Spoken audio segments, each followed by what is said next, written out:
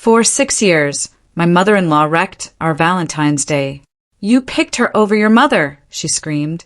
This time, she finally paid the price. Okay, let me tell you something that still sends shivers down my spine.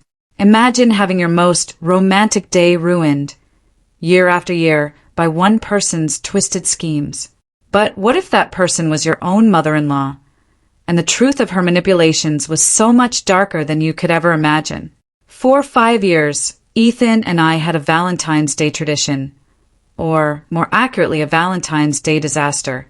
It was always February 13th, around 45 minutes before our anniversary dinner, when Evelyn, Ethan's mother, would strike.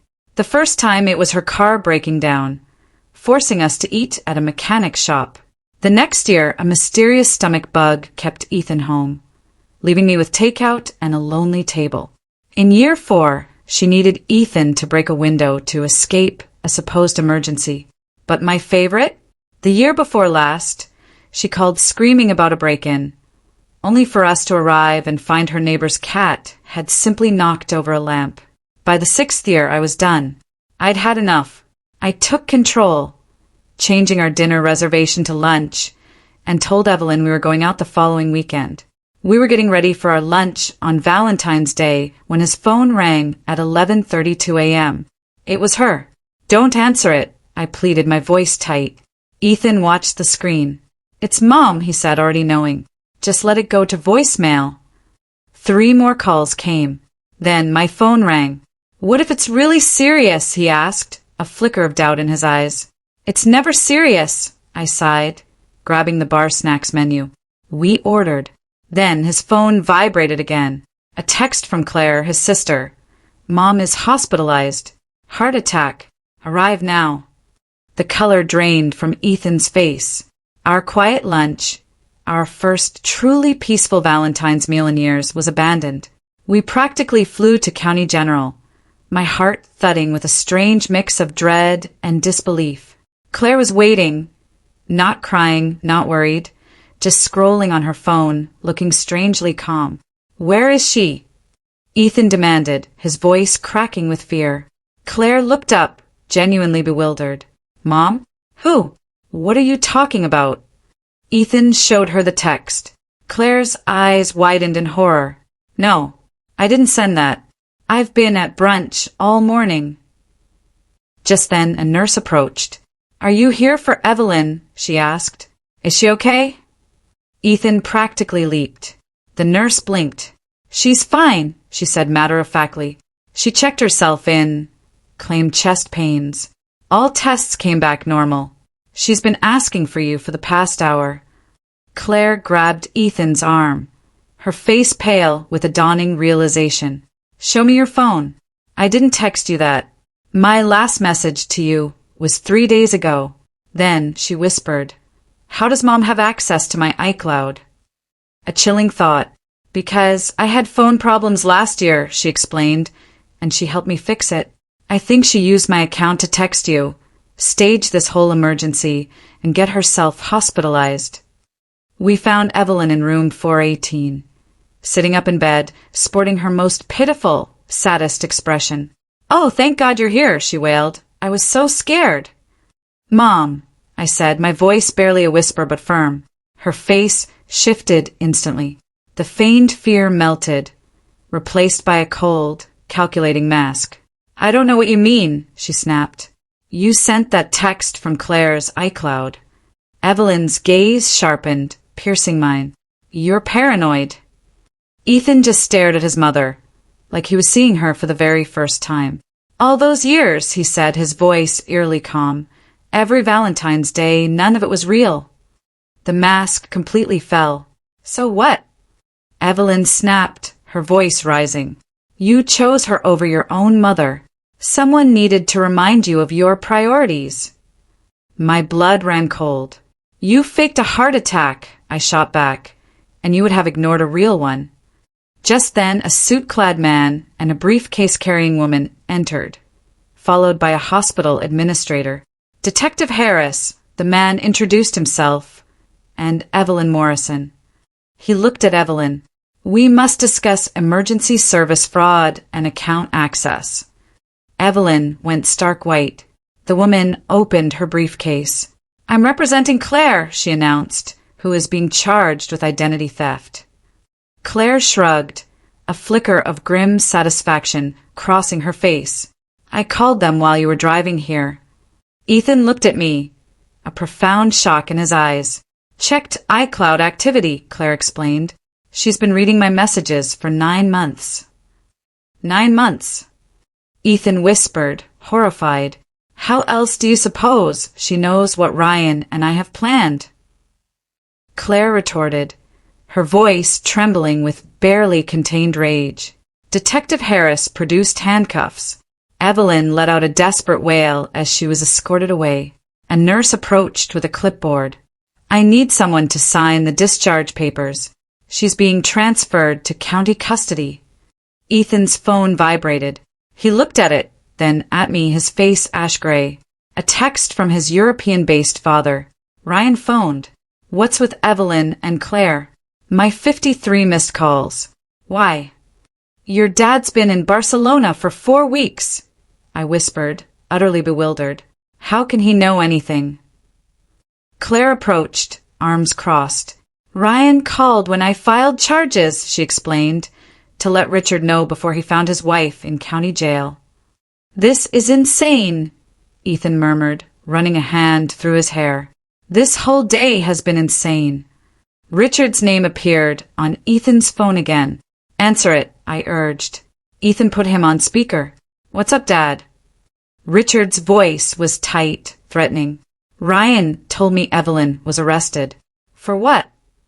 Identity theft, Ethan said. No way.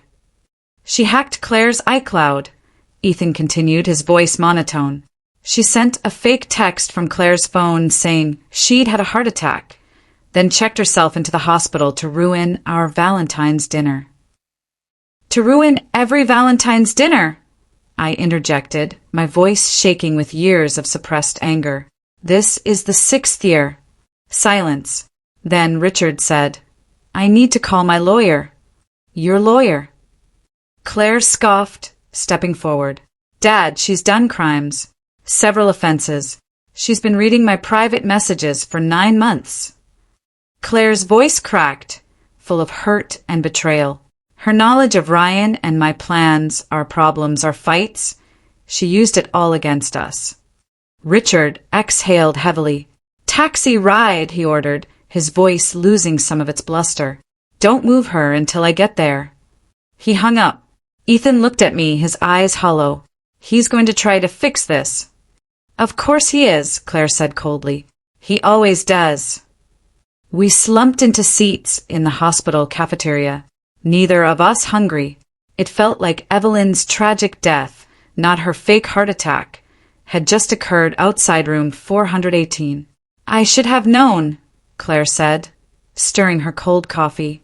Last month, Ryan and I disagreed on whether to tell her we were going to Portland. The next day, she calls crying about how no one tells her anything, how she's losing her family. Was she aware of your move? I asked, a knot forming in my stomach. We hadn't told anyone, not even Ethan. She looked at her brother, a silent accusation in her eyes. Ryan was waiting for confirmation of his job offer. I avoided jinxing it. Ethan stroked his cheek. What else did she know? Everything. Claire opened her phone, showing us her iCloud activity history. She even read my therapy journal. She checked my emails 312 times in 9 months. My photos. I leaned in.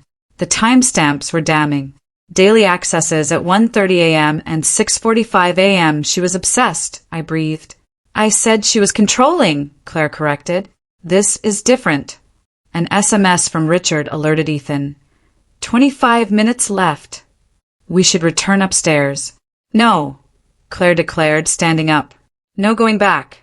Detective Harris received my statement. I signed paperwork. I'm finished. Her resolve was chilling. I am not watching Dad bail her out. I'm not listening to excuses. She abused my privacy for several months. She pretended to have a medical emergency. She impersonated me. Her voice hardened. She destroyed any trust one had left. From the corner, tall, silent Ryan appeared, his friendly eyes now full of steely protection. He put his arms around Claire. Let's go home. They left. The smell of overcooked vegetables and antiseptics surrounded Ethan and me. I should go up, he said, his shoulders slumping. Do you want me to come? He paused. No. I watched him walk towards the elevators, his shoulders defeated.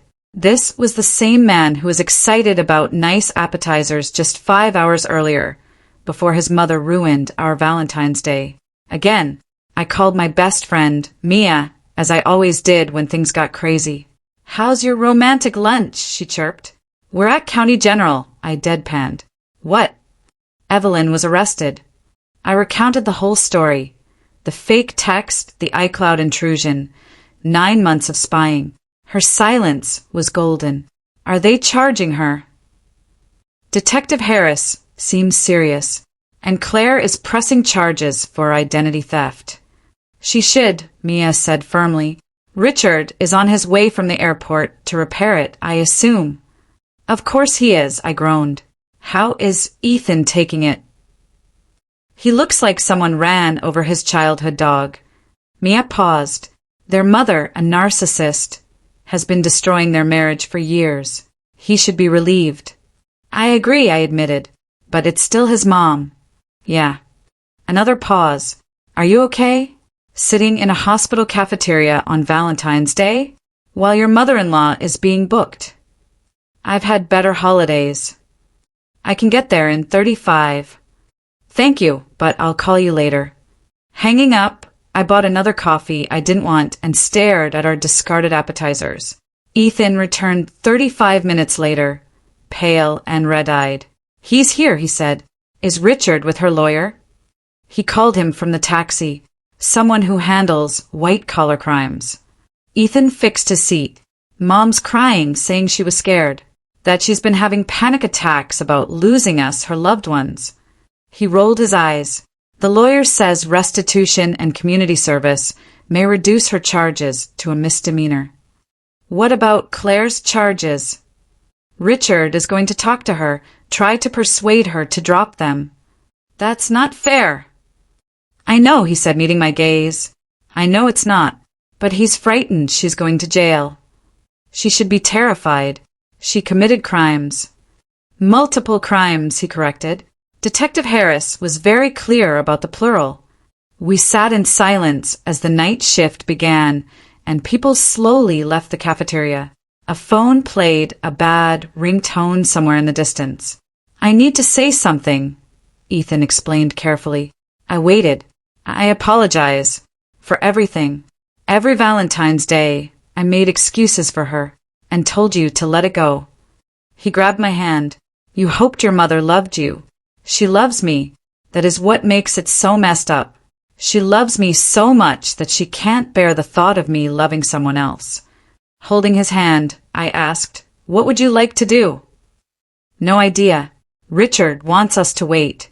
He's arranging bail. I meant long-term. Your relationship with her. What would you change? A long silence. I thought boundaries were harsh, he finally admitted. That truly loving someone means accepting their flaws and issues. He looked at me, really looked at me. I believe that boundaries are the only way to prevent love from becoming poisonous. Richard arrived at 9:47 p.m. in his travel clothes, a fancy coat, and designer luggage, looking like a corporate executive who could solve any problem with money. She's being released, he announced without explanation. Bail paid. Lawyer thinks he can negotiate. What about Claire? I pressed. I'm handling it. She can file charges. Richard's jaw stiffened. But this family shouldn't be torn apart over a misunderstanding. Is there a misunderstanding? Ethan rose, his voice rising too. It's true, Dad. She hacked Claire's phone for 9 months. That is a felony. Your mother's been struggling since you married, he said, glaring at me. This has been hard on her. I snapped. Hard on her? I'm sorry our marriage has been so difficult. That's not what I meant. What did you mean? Ethan interrupted, stepping between us. Because it sounded like you're blaming us for her choices. Jet lag and fatigue made Richard wipe his eyes. I'm trying to keep this family together. Something you two don't seem interested in. We're interested in having healthy relationships, I countered. That's different. Healthy relationships require forgiveness. Forgiveness requires accountability first. Richard broke first. She wants to see you. Both of you. No, Ethan said firmly. She's your wife who faked a heart attack to manipulate me. She made a mistake. Richard pleaded. Ethan repeated, his voice laced with years of frustration. She makes a mistake every year. And everyone looked. Every year she sabotages us. And every year you excuse it. I make no excuses. Richard blustered. I'm burying a problem as usual. He blushed. Watch your tone. Or what? Ethan challenged. Will you hack my iCloud? Richard recoiled. I'm going to pretend you didn't say that. Don't, Ethan said, picking up his coat. I meant it. Tell Evelyn we'll talk when she admits her guilt. Actual admit, not this, I made a mistake. He looked at me. Support Claire's choice. We left without looking back, got in our car, and just sat in the garage. I told my dad off, Ethan said, a strange mix of fear and exhilaration in his voice. You did. Doing that is new for me. He considered. Scary, but also I started the car. Let's go home. On Valentine's Day. Barely. Takeout is available. Marco's Italian restaurant. Does it stay open late? Only one way to find out. It was a miracle.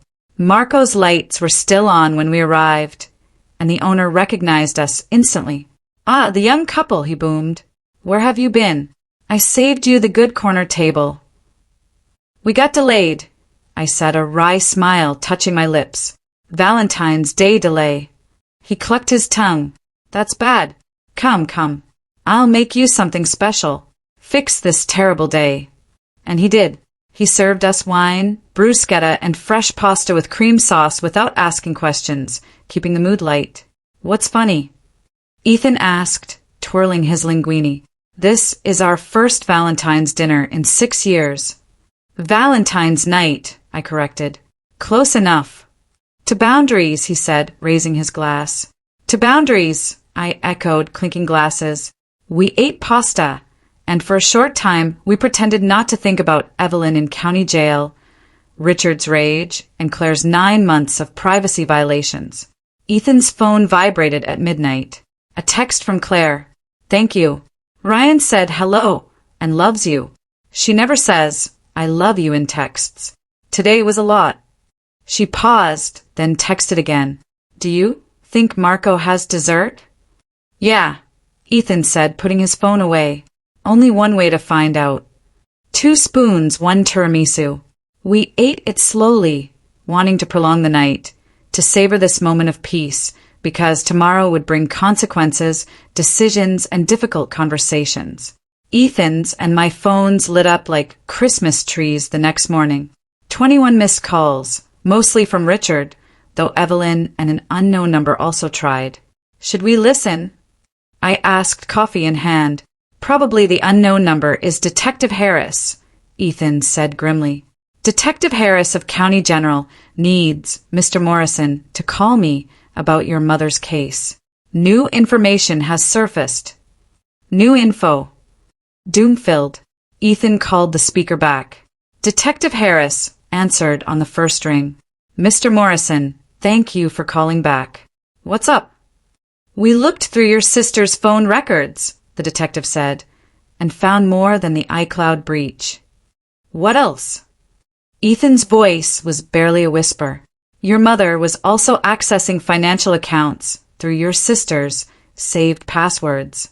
Specifically, a joint savings account your sister shares with her partner. My stomach sank. What? Ethan went white. Financial accounts. $27,400 was withdrawn over 7 months. Small quantities. $650 here, $950 there. Always just below the threshold that would set off fraud alerts. Oh my God. Ethan sat down hard. Your sister filed a police report this morning. We're adding wire fraud and grand larceny to the charges. Does my father know? He was there when your sister reported. Detective Harris paused. He offered restitution immediately. Your sister declined. Good. One more thing, the detective continued. Your mother's computer had screenshots of your bank's login page with password reset options. It showed she intended to access your accounts. She was trying to hack our accounts, too? I blurted. It seems so. We'd like you two to come in and make statements. The drive to the police station was quiet. Whatever are you saying? I thought. Not only was your mother-in-law controlling, she was a thief. She stole from her own children. Claire and Ryan were already there, with a family financial crimes lawyer, not Richard's corporate attorney. Hey, Claire said, seeing us. Sorry, Claire, Ethan said, his voice heavy. This is not your fault. You sounded off. I should have believed you. You trusted Mom. Most would. She looked tired, her eyes red-rimmed. Richard's been calling all morning, offering money, begging me to drop it. Are you going to? No. Her voice was firm. Ryan and I were saving for a home. Nearly $34,000. She took a third and planned to keep taking until we had nothing. We'll pay you back, Ethan offered. Whatever she took. That's not the point. He breathed. The point is she chose to steal from us. From her own daughter, and I'm done protecting her from consequences. Detective Harris reappeared. Mr. Morrison, we await you. We gave statements for 3.5 hours. Evelyn had access to the emergency funds we shared? No. We saw nothing suspicious? Yes. We would change all our passwords immediately? Yes. We knew this was a criminal case? Yes. After 2:30 p.m., we left, hungry but unable to eat. Ryan suggested lunch, but no one was hungry. Now what? I asked. Arraignment tomorrow, the lawyer said. Given the amount stolen and the premeditation, she'll likely face significant charges. Prison time. Ethan hissed. The lawyer softened. Possibly, though first-time offenders with means frequently receive plea deals. I know this is hard, but your sister did the right thing. Our coats blew in the February wind as we walked to our cars. Richard's going to lose it, Ethan predicted. Richard allowed this, Claire said, turning to her brother. When she did something wrong, he'd smooth it over. Pay people off, make excuses. I love Dad, but he created this situation as much as she did. What are you planning to do? Ethan asked. She squeezed his hand. Ryan and I are moving to Portland as planned. Perhaps sooner now. We require distance. This is not about you. You are not her. You did not do this. But I can't keep living in the same city with them, she continued, always waiting for the next boundary. Violation or manipulation. I get it. He embraced her. Call me later. Yeah. Claire and Ryan drove off. I stood with Ethan in the parking lot. Marcos again. I suggested. Marco again. He agreed. That night, Richard arrived at our house. He didn't call or text. He just rang the doorbell at 8:37 p.m. Ethan opened the door. Let's talk, Dad. With deeper lines and haunted eyes, Richard looked older than yesterday. He sat on our couch like he'd never seen one. Claire won't answer my calls, he said. Can you blame her? I asked. I'm trying to fix this. You can't fix this, I said. Not with money. Not with lawyers. Not with anything. This is my wife and your mother, he exploded. There are financial charges. That's serious. Prison time. She stole from her own daughter, Ethan countered, his voice steady. What did you expect? I expected family to stand together. We are standing together. With Claire. He blushed.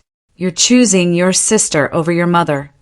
I'm choosing the person who was victimized over the person who committed crimes. Yes, she's struggling. She needs help, not punishment. She needs consequences, I said, a subtle emphasis. There's a difference. Simple for you to say. She's not your mother.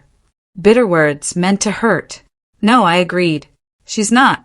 My mother respects boundaries, privacy, and my adulthood and decision-making. Richard rose. I came here hoping we could figure this out as a family. We're not a family, Ethan whispered, his voice full of pain. Not how you want us to be. We're a group of people who share the same DNA and have been pretending dysfunction is normal. That is not fair. The fairness is complete, Ethan continued, his voice gaining strength. Mom manipulates. You allow. Claire and I coped by being overly responsible and maintaining peace. That's unhealthy. That is not family. So what? You're done? Just like that? We're done pretending, Ethan said. Richard grabbed his coat, walked to the door, and stopped. She wants to see you. Both of you. She wants to explain. I'm sure she does. Would you at least consider it? Ethan regarded me. I shrugged. His choice. Maybe, he finally said. After the arraignment. After we see if she takes accountability. Real accountability, not the performance she's so good at. Richard left. We heard him start his car and drive away. Marcos? Ethan asked. We can't keep eating Marcos every night. Why not? He countered, a small, weary smile. It's our Valentine's Day disaster tradition. I couldn't help but laugh. Fine. Marcos. Carbonara is my order this time. Live dangerously. Our small city was quiet at night, and Marcos was nearly empty by midweek. The owner grinned when we approached.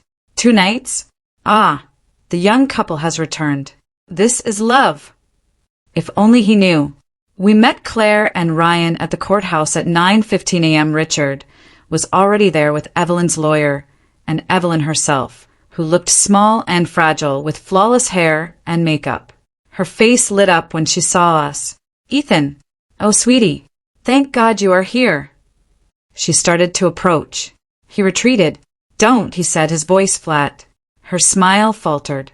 Darling, I know you're upset. I'm not upset, Ethan said. I am done. Done? She repeated, looking at Richard, the lawyer, then back at Ethan. What do you mean by done? No longer playing this game. Game? No game. I am your mother, she cried. You are a woman who stole $27,400 from my sister, hacked her phone, and has been manipulating us for years.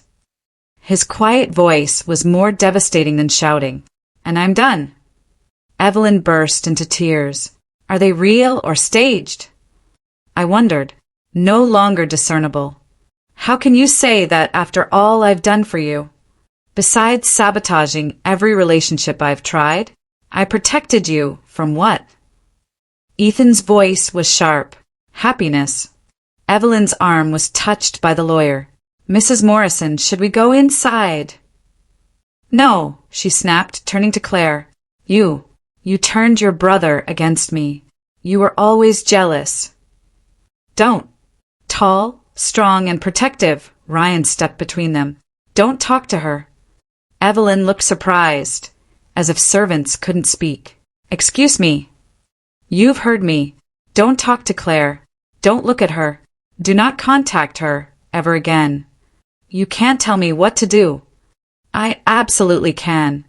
Ryan's soft, polite voice hid steel. You violated her privacy, stole her money, and now you play the victim. It's disgusting. Richard moved forward. Now wait just a minute. No, Claire interrupted, her voice firm. Ryan's right. I'm done, Mother. Completely done. After today, we're moving. You won't have our address, numbers, or anything. You can't watch me. The bailiff announced. State versus Morrison. All parties inside. Evelyn sat with Richard and her lawyer while we sat with Claire and Ryan. The divide was clear.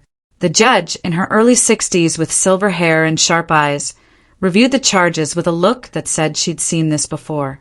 Suburban family drama in her courtroom. Mrs. Morrison, you face identity theft, computer hacking, wire fraud, and grand larceny charges. What's your plea? Evelyn's attorney said, Not guilty, Your Honor. Noted. Bail is $60,000. Trial date to be determined. The judge looked at Claire. Miss Morrison, you're the main victim here, yes? Yes, Your Honor. A restraining order was requested. Yes. Granted.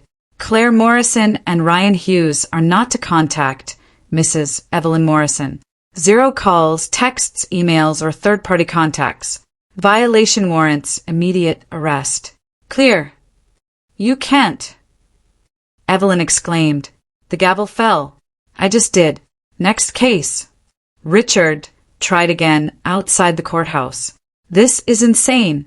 She's your mother. Your family.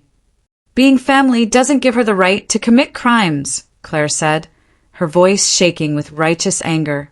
This was wrong. This was premeditated theft over 7 months. Ryan shielded Claire. Stop minimizing it. I'm not. Richard looked at his kids. Fine. Want to leave her? Go ahead. Do not cry to me when you realize your mistake. We won't, Ethan said. Richard left. Evelyn ran after him. We watched 2 people who would rather hide dysfunction than face it leave. Marcos. I said, Marcos. All agreed. We discussed Claire and Ryan's move, our new. Passwords, boundaries, and life without Evelyn over carbonara and wine. When are you leaving? I asked. 2 weeks, Ryan said. I already gave notice at work. Claire smiled. I'm getting a remote job. That fast? We've been planning this for months, Claire said. The Portland job offer arrived in December. We were awaiting the right moment. Does Richard know? He does now. Mom found out from my texts and started the guilt campaign immediately. How bad? Bad. Claire swirled her wine, crying about being abandoned, threatening to cut me off, calling me ungrateful. Used to feel guilty. I feel relieved now. Ethan raised his glass. To Portland. To Portland, we repeated. Marco brought tiramisu and cannoli for both young couples. Good stuff, he declared. This is family. He had no idea he was right. August 19th was the trial date. 7 months away. Evelyn's lawyer sought a plea deal. Community service, restitution, probation, no jail time. Claire turned down all offers. She needs to face actual consequences, she told her lawyer, not rich people effects. Local, then regional media reported it. Rich mother accused of hacking daughter's accounts. Money, family drama, and Valentine's Day fueled the story. Richard failed to stop the coverage. Her lawyer advised Evelyn to remain silent. Instead, she cried in an interview about how her children had abandoned her and how she only wanted to be close to them. The interviewer inquired about the stolen money. That's a misunderstanding. Evelyn cried. Emergency assistance was available. I never thought. Her lawyer pulled her out of the studio, ending the interview. Ethan called me, laughing after watching it at work. She exacerbated it. How? There's video evidence of her claiming she authorized access. Claire's lawyer rejoiced. Your mother is her own worst enemy. Always has been. We helped Claire and Ryan pack, loaded the U-Haul, and said goodbye in our driveway in early March. Claire hugged me. Promise you'll visit. Promise. And watch Ethan. He acts tough, but I know. She looked at her brother. Are you okay? Getting there. Therapy began last week. Good. She kissed his cheek. Call me. Real calls, not texts. I will. Ryan started the truck, waved, and drove off. The U-Haul vanished around the corner while we stood there. Feel weird? I asked. Ethan wrapped his arm around me. But also lighter. Lighter's good. Marcos, he said. We must find other restaurants. Marco knows us now. Fine, Marcos. Spring arrived. Trial prep continued. Ethan and I gave depositions, explaining the behavior pattern, the Valentine's Day sabotages, and her growing need for control. Evelyn's lawyer tried to portray us as vindictive children who had betrayed their mother. It failed. Too much evidence, violations, and years of documentation. Richard stopped calling and texting. We had crossed an invisible line and could not return. Ethan lamented, didn't push.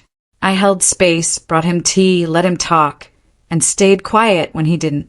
I missed the dad I thought I had, he said one night. I know. Not the original. The one you wanted. I mourn the fantasy. Yes, he wiped his eyes. Marcos. 2 a.m. fine. Tomorrow. Tomorrow's Marco. The trial began August 19th, unseasonably hot. The courthouse was packed. Family drama always drew crowds. Claire flew from Portland. She looked tired but determined, having lost some weight. Ready? I asked. No, but I'm doing it anyway. Evelyn's lawyer used sympathy. Poor mother. Abandoned by ungrateful children, mental health issues. Just wanted to be close to her family. Made mistakes, but who doesn't? Claire's lawyer presented bank statements, iCloud access logs, text messages from a compromised account, a timeline of escalating behavior, expert testimony about narcissistic personality disorder and financial abuse. Ethan testified about the Valentine's Day pattern, the 6 years of manufactured emergencies, and how exposure revealed manipulation wasn't love. I testified about the aftermath, the emotional toll, therapy, and rebuilding. Ryan testified about stolen money, delayed homeownership dreams, and trust violations. Claire testified last. Calm, measured, devastating. She didn't cry or yell. She just stated facts, dates, amounts, screenshots. The courtroom was silent after she finished. 4.5 hours of deliberation. In a conference room.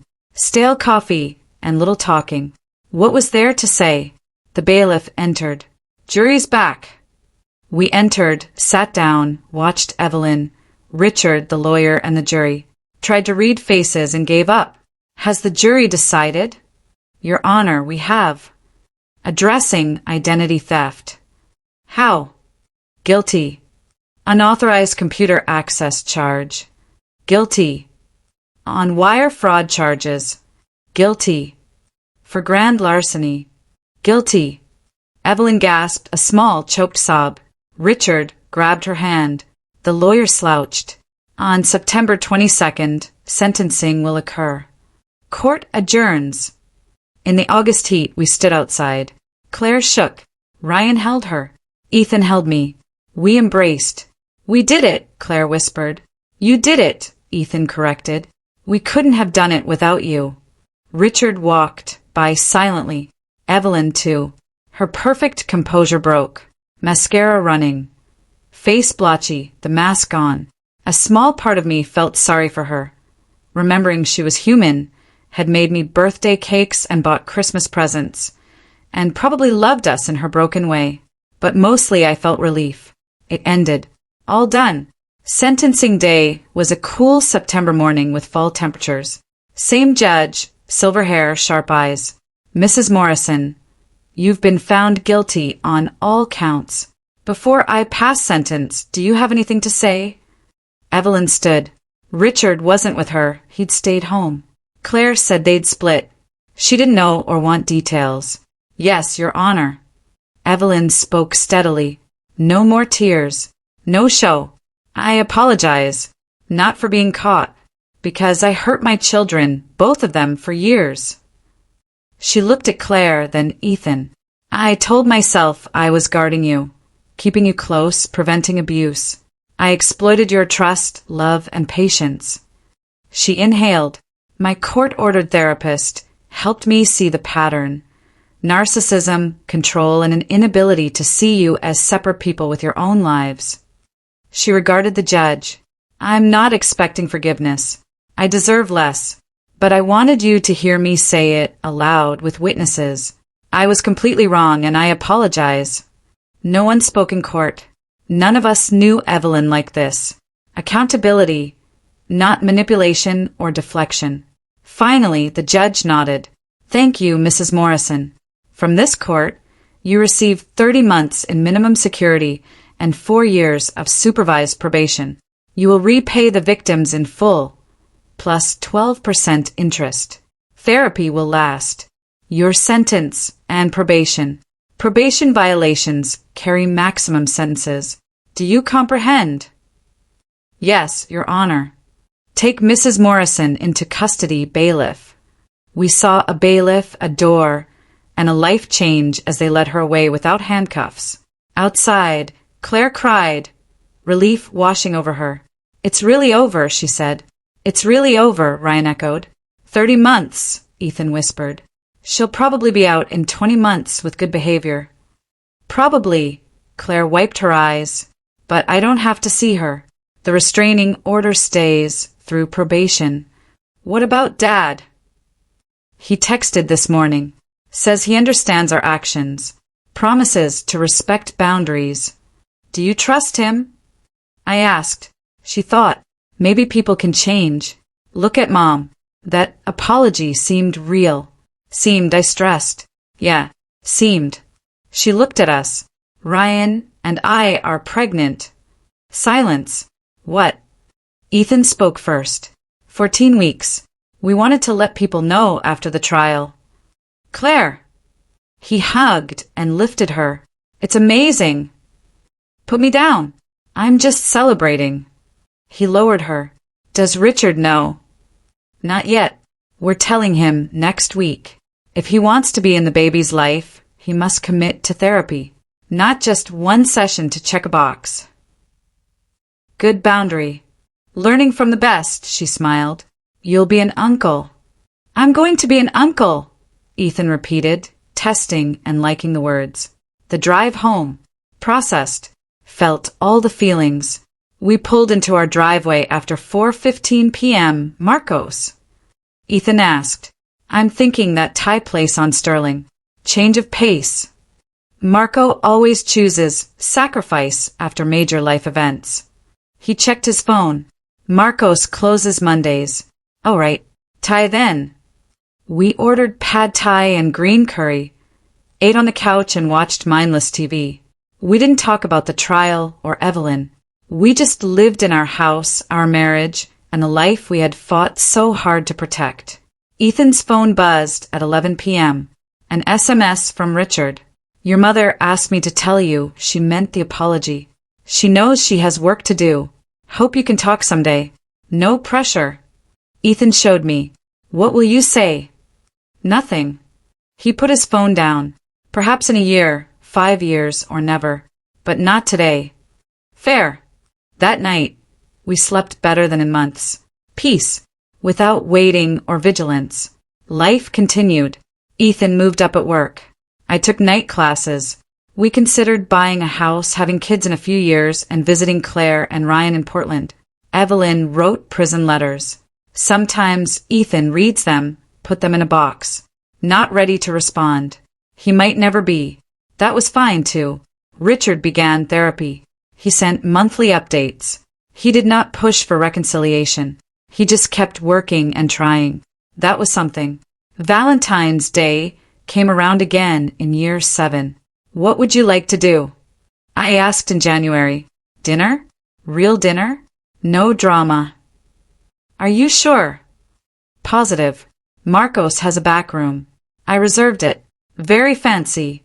We've earned fancy. February 13th arrived. No phone calls, no emergencies, no phony heart attacks. We got ready and drove to Marcos. The owner greeted us like royalty. Ah, the young couple. Your special night. Come, come. He led us into the back room. Candles, flowers, soft music, the works. This is beautiful, I said. Ethan took my hand. You deserve beautiful, he said. After everything, you deserve beautiful.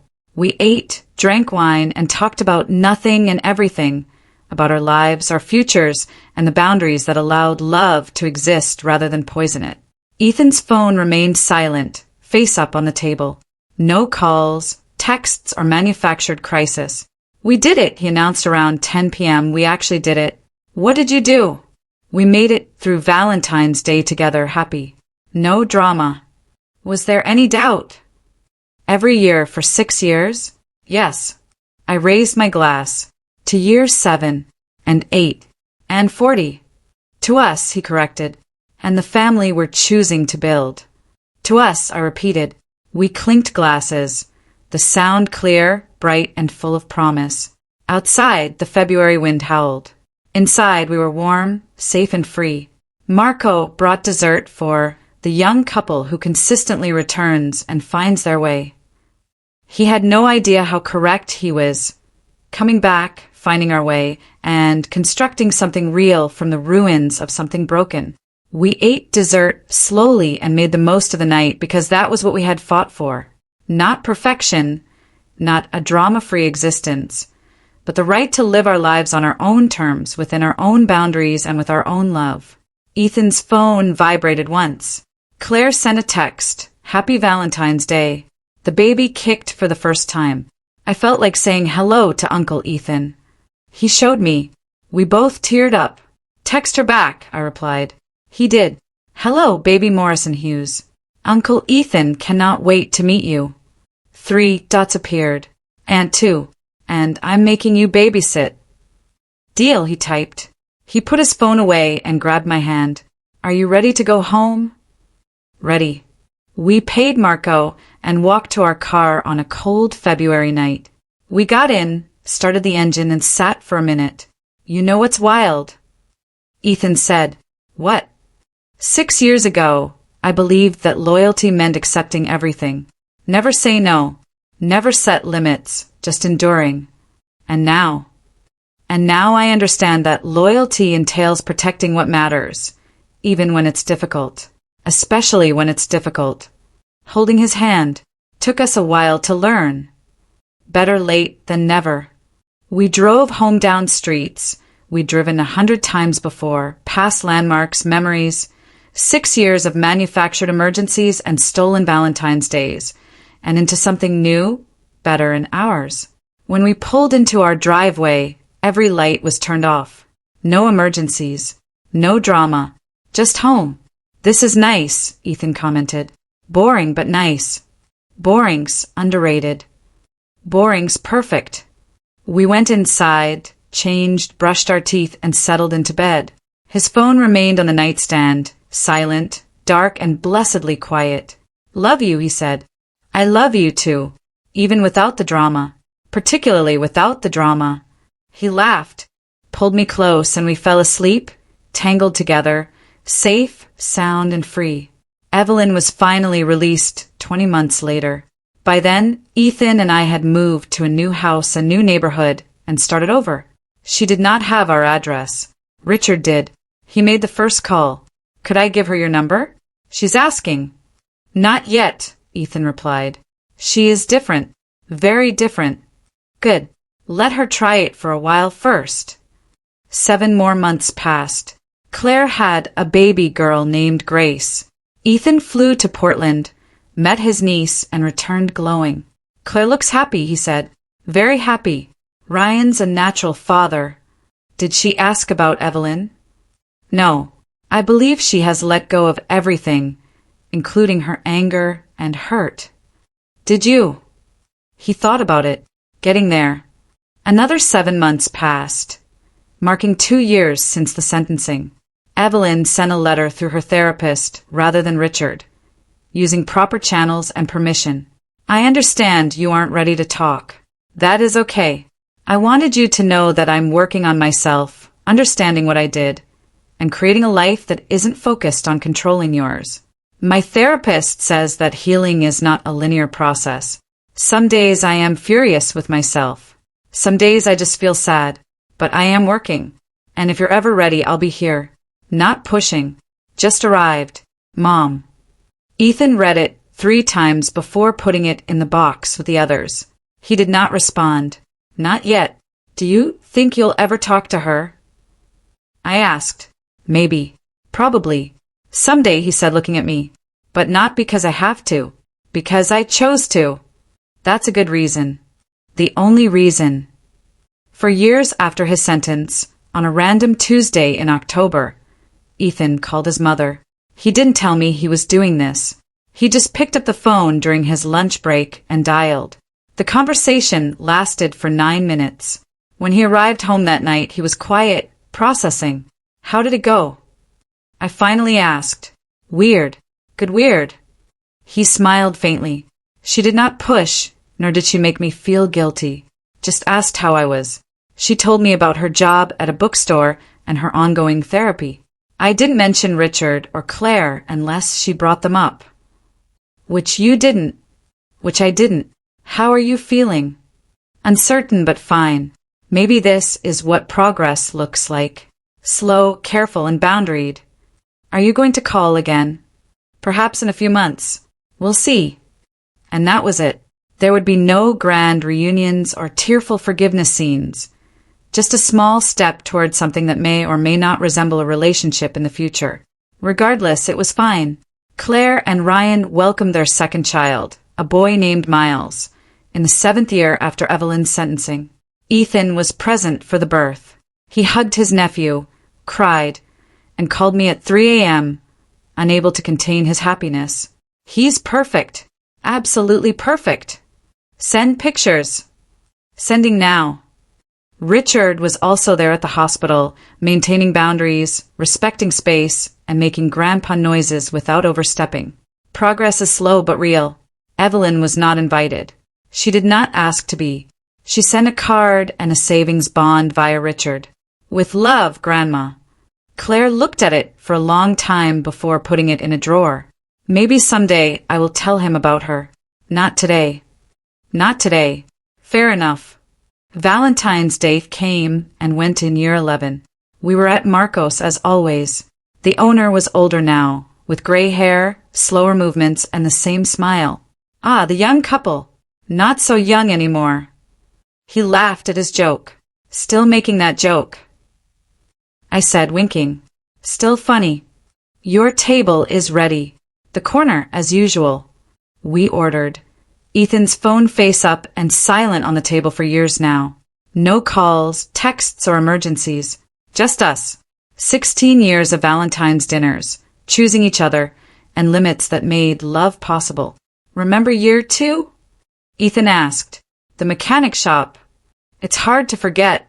I was so upset with you for being suspicious. And I was right. You were. He took my hand. Thank you. For what? For not leaving when it would have been easier, when most people would have. You're worth it. We're worth it, he said. We built this. Marco's son brought fresh bruschetta, which his father made. Ethan raised his glass. To boundaries and boring Valentine's days. To boring Valentine's days, I agreed. May we have 40 more. 40 more, he said. All was well as we clinked glasses. Ate, chatted, laughed, and planned for tomorrow, next week, and next year. Ethan's phone was silent. We built our lives, one boring, beautiful Valentine's Day at a time. That was enough. Everything. 16 years later, Ethan and I were packing the car for our annual trip to Portland to see Claire, Ryan, and their children. Grace was 8 years old now. Miles was 6, both perfect and wild. My telephone rang. Unknown number. I almost didn't respond. Hello. Hi, this is Evelyn. Your mother-in-law. Former mother-in-law, I'm not sure what. Evelyn. Hi. A pause. I got your number from Richard. I know I shouldn't call without permission, but I wanted... She cleared her throat. To ask you something, and I'll respect whatever response you give. Okay. Grace's birthday is next month. Claire sent me an invitation through Richard, saying I could come if I wanted, if I was up to it. Her voice was different, older, and softer. I was wondering if you would be comfortable with that, you and Ethan. I will not come if it makes things difficult. I looked at Ethan as he loaded suitcases. Let me call you back. Give me 1 hour. Of course. Thank you for considering it. Hanging up, I told Ethan. He sat down on the porch stairs. Claire invited her. Apparently, without informing us, Most likely she wanted to wait until we arrived. What do you think? I don't think it's my call. It is yours and Claire's. He remained quiet for a long time. Call her back. Tell her yes. However, there are certain ground rules. No gifts over $20. No unsupervised time with the children. There will be no discussion of the past unless specifically invited. One wrong move, and she's gone. Are you sure? No, but life is too short to hold grudges indefinitely. That does not mean I trust her. This does not imply that we are reunited as family. It just means I'm curious to see if she's actually changed. I called Evelyn back and explained the rules. She quickly agreed, thanked me, and hung up before I could say anything else. That was weird, I told Ethan. Everything about our family is weird. Fair point. Grace's birthday party was chaotic, with 8-year-old Sugar and a bounce house. Claire appeared tired but happy. Ryan was using the grill. Richard was playing with Miles. Everything was normal. Evelyn arrived with shorter hair and simpler clothes, carrying a small wrapped box. She stood in the driveway as if she wasn't sure she was allowed to enter. Claire noticed her and approached. They spoke quietly. Claire hugged her, briefly and carefully. Evelyn cried. Silent tears, not performed. Real. She stayed exactly 2 hours. She spoke with Grace briefly, handed her the present. A book priced at $15, based on the price sticker she had left on, most likely on purpose to demonstrate that she had followed the rules. She spoke to Ethan for 10 minutes, me for 5 and Richard for 20. She left Claire before the cake was served. How was that? Ryan asked, wrapping his arm around his wife. Surreal, but fine. She obeyed. Will she attend Miles's party? We'll see. Take one step at a time. Claire and I talked on the porch that night after the kids went to bed and the adults had wine. I never thought I'd invite her, she said. A year ago I would have said no way. Definitely not. What changed? Grace asked about her. The whole family is in an old photo. Claire sipped her wine when asked why Grandma Evelyn was missing from recent photos. I tried to explain in kid-friendly terms, but Grace kept asking and wanting to know, and I realized I was making her pay for Evelyn's crimes. Not seeing her grandmother because of events that occurred before she was born. That's generous. It's exhausting, she said, but it's the right level of exhaustion, the kind that comes from trying and giving people, including those who have hurt you, a chance to do better. Do you think she has? I think she's trying. That's all you can ask for. In quiet, we listened to Portland City and everyday sounds. Ethan told me something yesterday, I said. He said grudges are heavy, and he's tired of carrying them. Smart man, your husband. He has his moments. Ryan and I are thinking about having a third. Really? Really? We think we can handle 3 kids if we can handle blended family drama. That logic seems flawed. Probably. We're doing it, though. Claire and I laughed as we sat there. 2 women who had overcome family dysfunction to create something better. Not perfect, but better. That was enough. 16 years after that first Valentine's Day disaster, Ethan and I were at Marco's. Where else could we be? Marco retired, but he still stopped by for Valentine's Day. Tradition. Ah, the young couple now old like me. He laughed at his joke. Still making that joke, I said, winking. Still funny. Your table is ready. The corner, as usual. We ordered, with Ethan's phone face up and silent on the table for years now. No calls, texts, or emergencies. Just us. 16 years of Valentine's dinners, choosing each other, and limits that made love possible. Remember year 2? Ethan asked. The mechanic shop. It's hard to forget. I was so upset with you for being suspicious. And I was right. You were. My hand was taken. Thank you. For what? For not leaving when it would have been easier, when most people would have. You're worth it. We're worth it, he said. We built this. Marco's son brought fresh bruschetta which his father made. Ethan raised his glass to boundaries and boring Valentine's days. To boring Valentine's days, I agreed. May we have 40 more. 40 more, he said. All was well as we clinked glasses. Ate, chatted, laughed, and planned for tomorrow, next week, and next year. Ethan's phone was silent. We built our lives, one boring, beautiful Valentine's Day at a time. That was enough. Everything. What about you? Have you ever had to set a really difficult boundary with someone you love? And how did it change your relationship? I'd really love to hear your stories in the comments below.